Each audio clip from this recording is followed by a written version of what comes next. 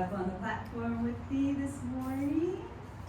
This is Reverend Rosie Oberlees, Assistant Pastor, and Brenda McGrath, Reverend Brenda McGrath, our secretary. That's a fun job. And and she does so much too.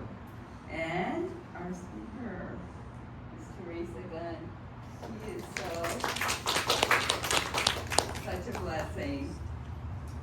And I've known Teresa since of the First Spiritualist Church where I started, and I did a writing class that she attended, and she was just amazing.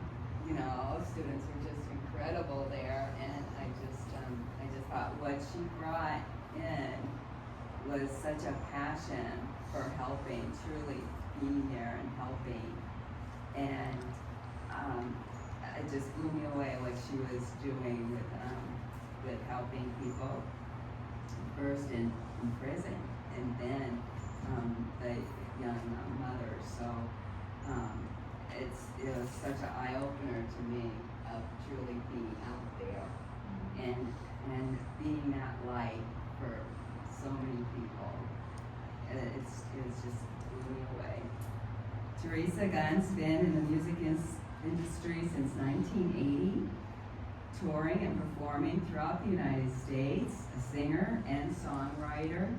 Teresa is also a storyteller, spoken word performance artist, and social activist. In 1998, she merged her artistry with social action through the founding of Musicians for Education, collectively with artists of the same mind.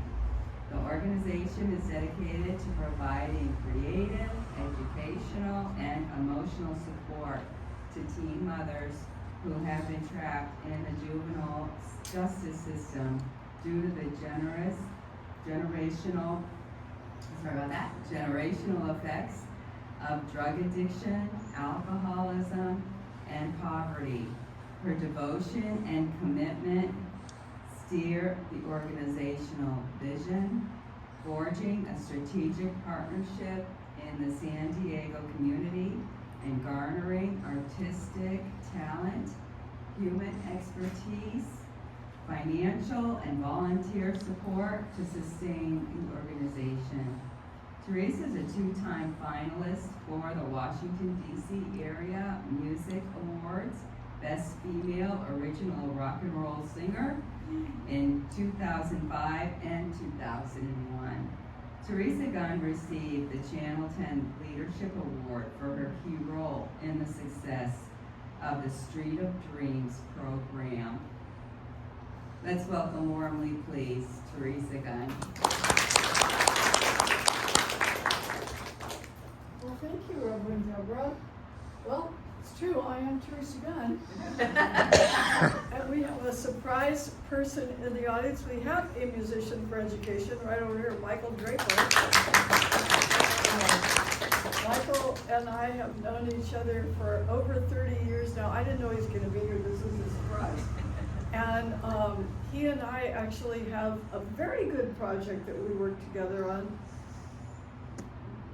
It's called Trailer Park Queen, and you can listen to it on YouTube. It's on YouTube. I'm very proud of it. It's wonderful. Michael is an amazing guitarist and singer and songwriter, and he helps out with Street of Dreams. And one of the things that we do at Street of Dreams, and I'll tell you about it in a second, is we start out with folks that are very, very shut down, very young mothers, 12 to 18, and they can't open up. So one of the first exercises we do is we have them write one beautiful sentence. It can be about anything, but it has to be beautiful. And I know Michael was helping out in the class one day, and I still remember Michael's beautiful sentence. It was, "There are blue flowers by the gates of time." It's a beautiful sentence, isn't it? So what I wanted to talk about today, I am a drug addict and an alcoholic.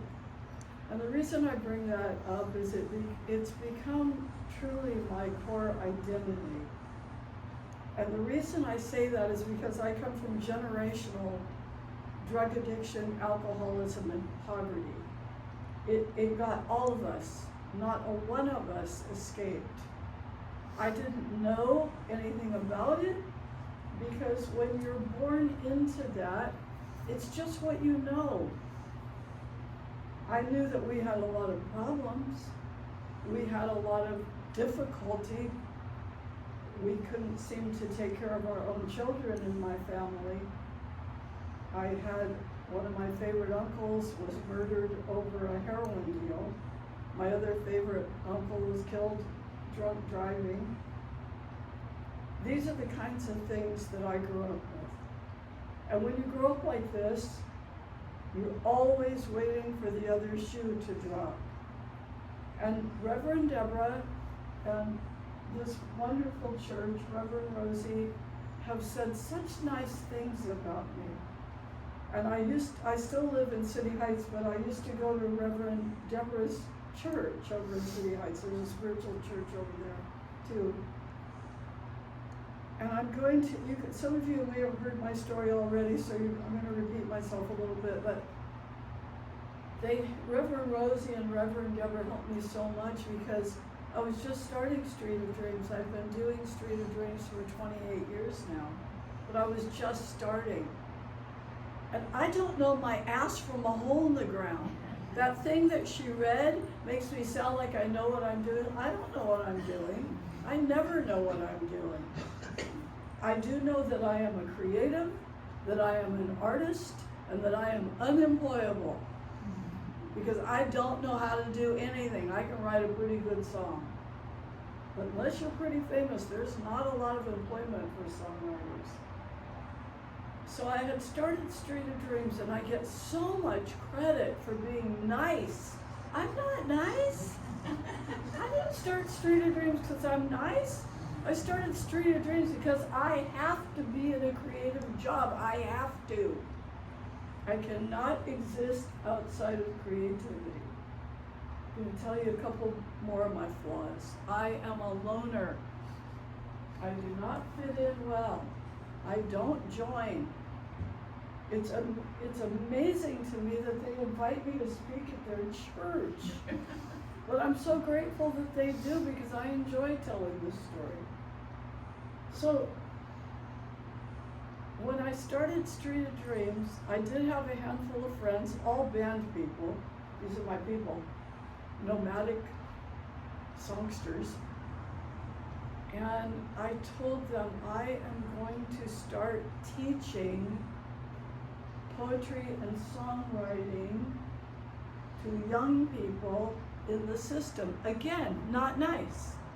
The only reason I did it is because they're desperate for teachers over there and they'll hire just about anybody. I'm serious. Plus, I tend to really love edge dwellers. People who live on the edge.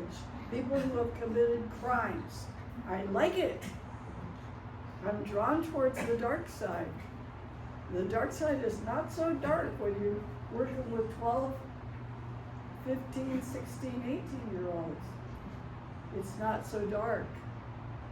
So anyway, I walked into a school on 13th and Market. It looked like a flea bag hotel. It did not look like a school. And I told the teacher kind of what I'm telling you, that I can teach them to process their feelings through poetry and songwriting. I fully expected her to say, "No, we don't need you." She marched me right up to the front of the class, and she said, "This is Terry, she's our new music teacher." And she probably went to lunch and left me there. Talk about getting thrown into the deep end. And these kids were mean. You think about homeless kids, you think cozy little sweet people. They're not. They're mean. They have lived on the streets and they don't give a shit. Excuse my language. So that was the start of it. And I gathered them around. I had recently started going to AA meetings, so I was tackling a lot all at once. I was tackling a lifelong addiction, and trying to find some kind of employment that I could manage. And I would have to raise my own money for my employment too. So talk about making things hard on yourself. So the only kind of system I understood at that time was an AA meeting. So I had the kids circle up. Now, has anybody here ever been to an AA meeting? You don't have to raise your hand. You say, my name is Teresa, I'm a drug addict and alcoholic. Well, I couldn't have them say anything like that. So I said, you're gonna go around in a circle, you're gonna say, my name is so-and-so, and my dream is. But that wasn't working out because they weren't connected to their dreams. So I thought, I'll have to have them say, my name is, my age is, my challenge is, my dream is. That worked out. My name is Jose. My age is 15. My challenge is crossing the desert by myself. My dream is to go home and educate a man. This is the first class. I'm a dreamer. I know how to dream. I'm a big dreamer. I believe in you. I believe in your dreams. I believe in dreams. I always have. I was born this way. It sets you apart from other people. I'm not a realist. I'm an idealist. Not good. So I said, I want everybody to write about their dream. I'm the first student to volunteer to read his poem. Didn't speak a word of English. I don't speak Spanish. His friends stood up and translated it for him. Every kid in that class was Mexican. Half of them didn't speak English. I don't speak Spanish. So this was the first poem that came out of Street of Dreams in Spanish. I can't speak Spanish, so you're gonna have to pretend like I'm speaking Spanish. My name is Jose. This beautiful kid. He looked like a little tiny guy. He was 50. My name is Jose. My age is 15. My challenge is crossing the desert by myself. And my dream is to return home an educated man. And this is my poem. My name is Jose, but my mother calls me Angel. I crossed the desert 7 times. On the 7th time, I made it. I was cold. I was hungry. I miss my mother. I want to go home. A nice lady from St. Vincent's got me into this school and into the shelter. I miss Oaxaca. I want to go back to my family. I miss my mother. But when I return, I will return an educated man. I am not motivated by money. I need money, just like everybody else. If you want to give me money, I will accept it. I am motivated by passion. That poem came to me from this kid almost 30 years ago. I still have it burned into my mind and in my heart. I had enough passion to keep me going so far for 28 years. And we still do this class exactly the same way. So I told the teacher, when I got done, I said, look, I know how to do 3 things. I know how to write a song, I know how to put on a show, and I could call up the paper and ask them to write an article about us. So how about we do this? How about I work with them for 12 weeks, a 12-week semester, and I guide them to research, write, produce, and perform an original spoken word concert, the simplest form of songwriting, about their experience, strength, and hope as homeless children who are succeeding. They're in school. They're seeking a better way against all odds. I said, whoever shows up, they get their 3 credits. Because it was an accredited class. And she said, done. Whoever doesn't show up, they don't get any credit. We did not provide transportation. I worked with them for 12 weeks. The poetry that came out of that class was some of the grittiest, gnarliest, darkest, most beautiful poetry I've ever heard. And it transformed me. I got us a little place to perform. It was in a coffee shop. It was Twigs. It was Twigs. Is Twigs in Hillcrest or Twigs in Hillcrest? They had a performance space then. I don't know if they still have it. I don't think Twigs is even there anymore. But they let us perform there. The Tribune came and did a big article, and they called the article Street of Dreams. And every one of those kids showed up homeless. They gave they lined up in a row of chairs. There were about 20 of them, and they got up one by one. My name is, my age is, my challenge is, my dream is. And they recited their beautiful poetry from their hearts. The audience, well, it was packed for one thing, because the Tribune had done this big article. And what you'll find is that people care. People want to come. People want to help. People want to hear. People want to listen. People want to be involved. And they were, by the end of the concert, they were crying. And they rushed the stage and they were hugging the kids. And the kids were so proud. And I ended up being, I gave myself a title, the artistic director at that school for 3 years, volunteer, no payment at all. So I'm going to bring you up to where we are now. So that was 28 years ago. Somebody must want me to do this because people have been donating and that's all we get. I'm not trying to ask you for money. Don't think that, I'm not. I'm just saying, come on. I just told you who I am. I'm nobody from nowhere. I know how to write a song.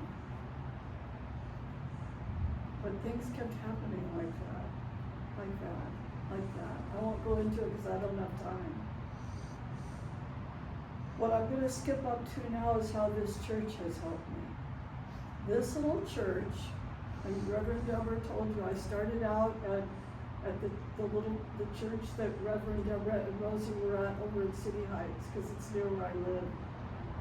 And I took Deborah's classes, psychic development. I think I took her class for 3 years.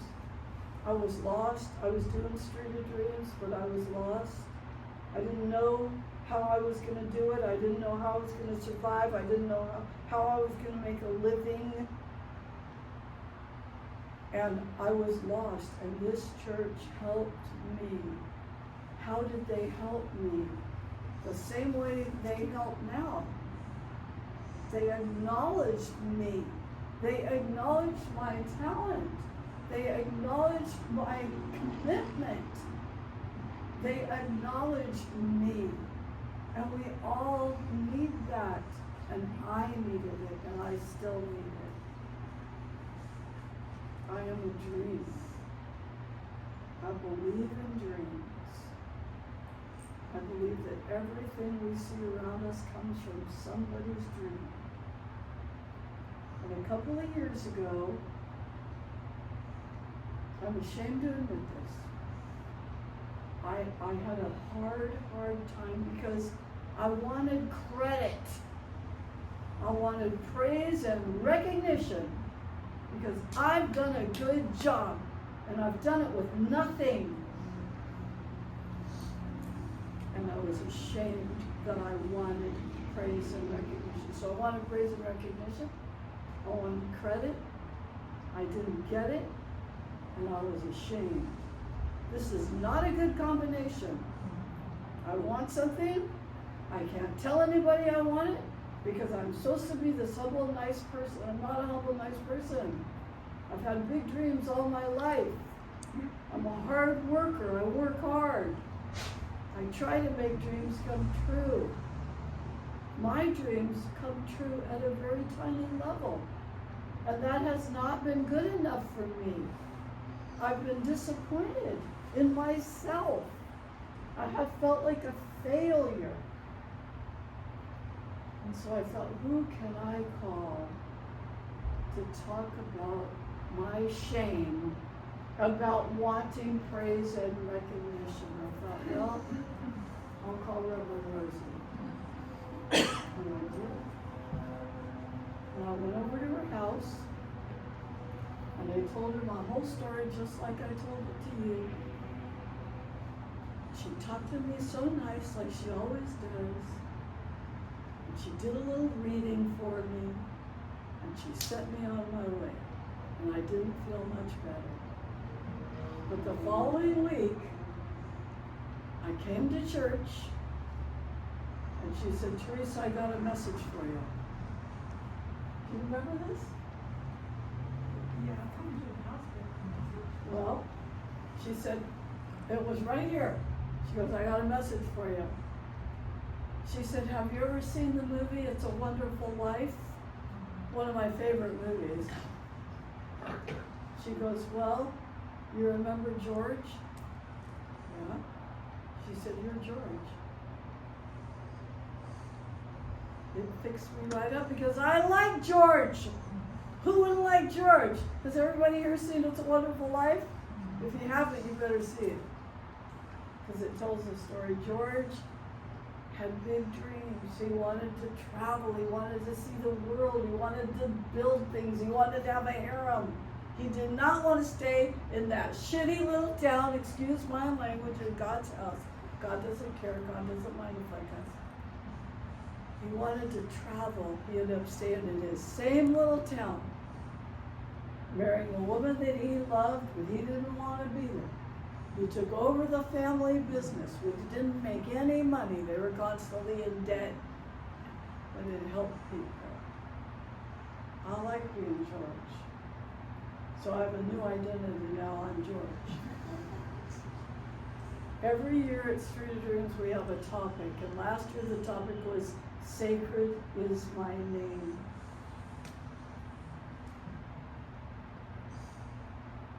And we talk about the sacredness of our names and what our name means. And I tell stories to the girls, just like I'm telling you right now. Then I stop and I have them write off the top of their head what sacred is my name means to them. So now I'm going to end my little talk with a poem that was written in my class this year by the little teen mothers. Try to see them.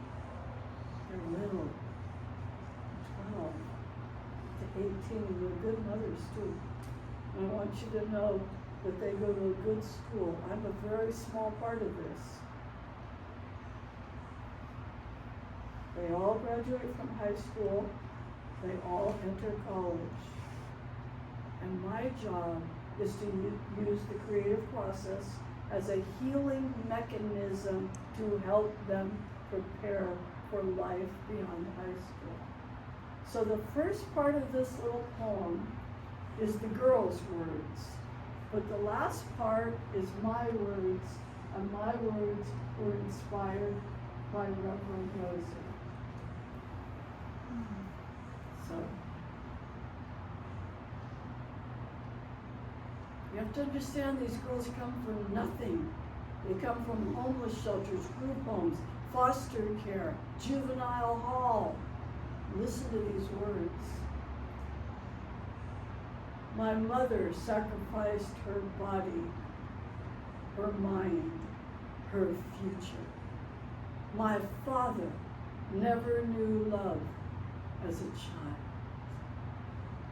Together, they made me. And I am a spirit so bright, I am a beacon to all the children who have lost their lives. I am happiness and I am pain. I am darkness and I am light. I am a little angel with mighty wings. I have no people, I have no place, I have no home, I have no direction, I have no car, I have no bed. but I am named for saints.